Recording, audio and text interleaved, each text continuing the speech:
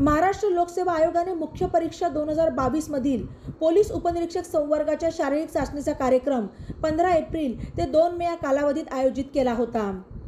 लोकसभा सार्वत्रिक निवडणूक 2024 करता मोठ्या प्रमाणावर पोलीस बंदोबस्त तसेच कायदा आणि सुव्यवस्था सांभाळण्याकरता मनुष्यबळ आवश्यक आहे।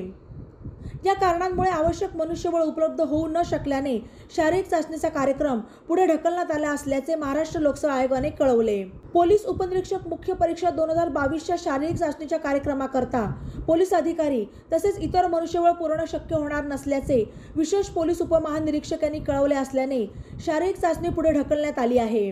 राज्यात होणाऱ्या लोकसभा सार्वत्रिक निवडणूक 2024 करता मोठ्या प्रमाणावर पोलीस बंदोबस्त तसेच कायदा आणि सुव्यवस्था सांभाळण्याकरता मनुष्यबळ आवश्यक असल्याने शारीरिक चाचणीच्या कार्यक्रमाकरता पोलीस अधिकारी तसेच इतर मनुष्यबळ पुरवणे शक्य होणार नसल्याने शारीरिक चाचणीचा 15 एप्रिल ते 2 मे या कालावधीत नियोजित कार्यक्रम पुढे ढकलण्यात येत असून शारीरिक चाचणीचा सुधारित सविस्तर कार्यक्रम आयोगाच्या संकेतस्थळावर स्वतंत्रपणे जाहीर करण्यात येईल असे आयोगाने कळवले आहे। बातम्यांसाठी ई नवा मराठा यूट्यूब चॅनलला सबस्क्राईब करा आणि बेल आयकॉनवर प्रेस करा।